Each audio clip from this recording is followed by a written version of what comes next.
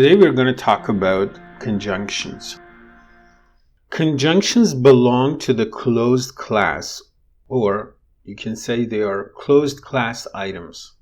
We have introduced the concept of closed class and open class before. For example, pronouns are a closed class. When you say a closed class, it has two implications. First of all, they are limited in number, but the second thing is that new members are not added easily.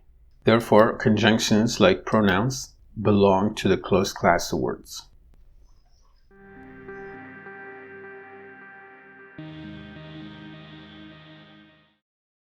A conjunction is a term in the classification of words that refers to an item or a process. So you can say these two have been connected through the process of conjunction, but the word conjunction is also a word referring to a member of the word class called conjunctions. A conjunction connects words or other syntactic constructions. The purpose of this process of connection, or the use of these connective items that are referred to as conjunctions, is coordination or subordination. Conjunctions coordinate or subordinate. Therefore, conjunctions are either coordinating conjunctions or subordinating conjunctions. What is an example of a conjunction?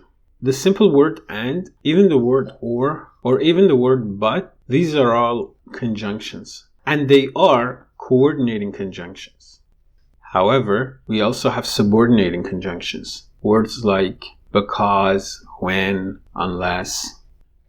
A coordinating conjunction may also be referred to as a coordinator. A subordinating conjunction may be referred to as a subordinator. There are certain types of adverbial whose primary function is also to connect or act as connectives or conjuncts. So those are words like however, moreover, indeed.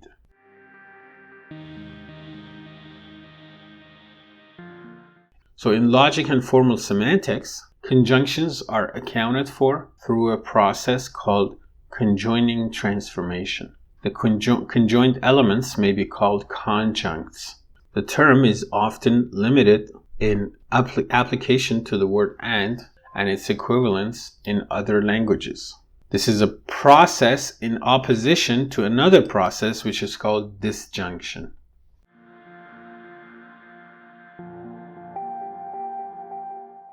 In generative syntax, subordinating conjunctions are referred to as complementizers. We have done syntax trees before. Those comps are subordinating conjunctions because of the way they mark an embedded sentence of a complement type. An example of a complementizer is the word that, but not as a demonstrative that the complementizer. For example, in the sentence, he said that I was making sense. Here, that is a conjunction because it connects the two clauses he said and I was making sense. But what is the nature of the connection? How do we connect these two sentences? We connect them by embedding the second sentence, which is I was making sense, as part of the first sentence, first clause. So we are adding two clauses. The relationship is that of conjunction. Then we form a complex sentence. And we use this by using a conjunction or complementizer, which is the word that. He said that I was making sense.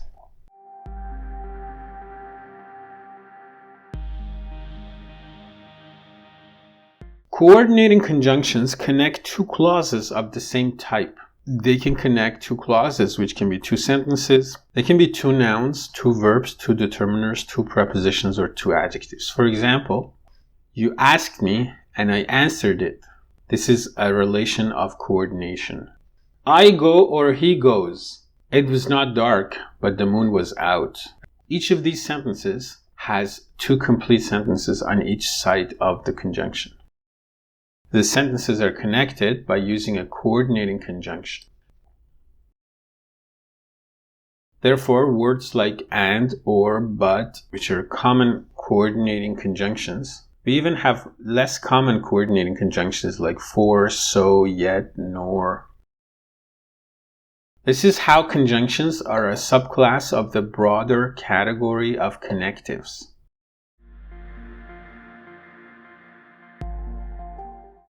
A connective is a one-word item or fixed word combination that expresses the relation between clauses, sentences, or utterances.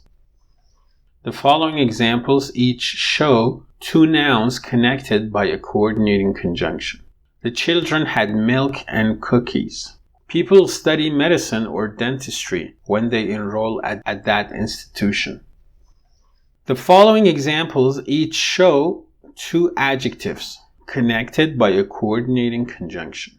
That restaurant is known for its healthy and nutritious foods. I am buying either the stripe or paisley wallpaper. What about subordinating conjunctions? Let's talk about them a bit more.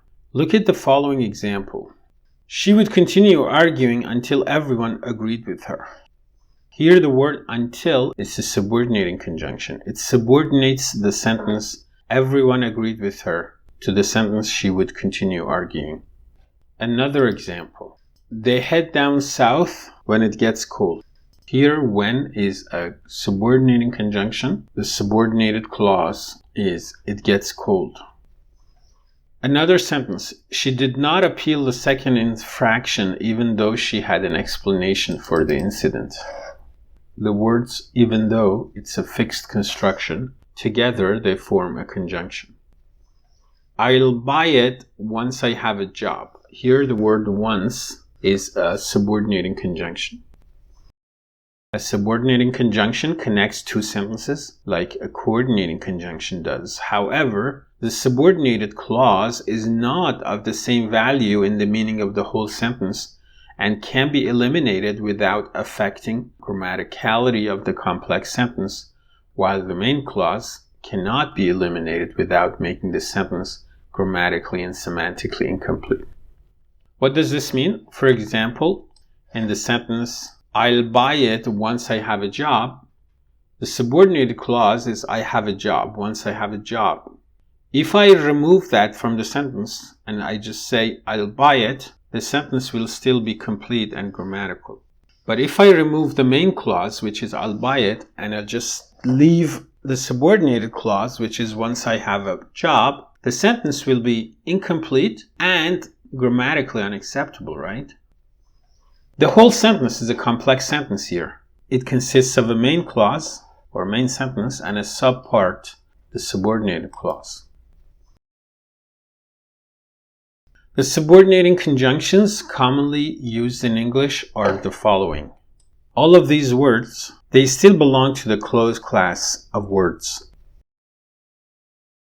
He will come when he is ready. When he is ready, the word when is a subordinating conjunction. The sentence when he is ready is dependent on the sentence he will come or the clause he will come. That's why the two clauses do not have an equal status. The clause following the conjunction elaborates a requirement which has to be fulfilled for the action in the main clause to be accomplished.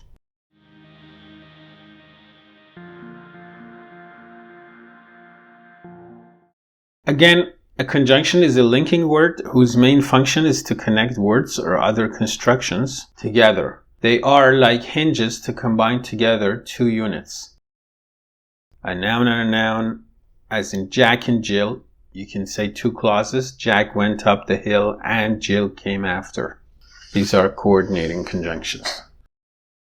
A coordinating conjunction links together two units of equal status. A subordinating conjunction or subordinator involves a more complex relationship between the joined units, where one is thought to be subordinate to, that is, independent on the other. A third kind of linking can be achieved by using conjuncts. Again, do not confuse conjunctions and conjuncts. We have words like however, meanwhile, moreover, so, nevertheless, now. These words, which are called conjuncts, have a form of adverbial function in that they serve to provide or introduce circumstantial information. Conjuncts are principally used as textual devices in developing and staging an argument or narrative. Example: now I was intending to go home. However, it was raining as usual. Meanwhile, we played Monopoly. We have 3 sentences. All of them begin with the conjunct. You see, the relationship between these 3 sentences is totally different than the relationship between any 2 sentences that we examined in the definition of conjuncts. We have a term called connective. It's an umbrella term that covers both conjunctions and conjuncts.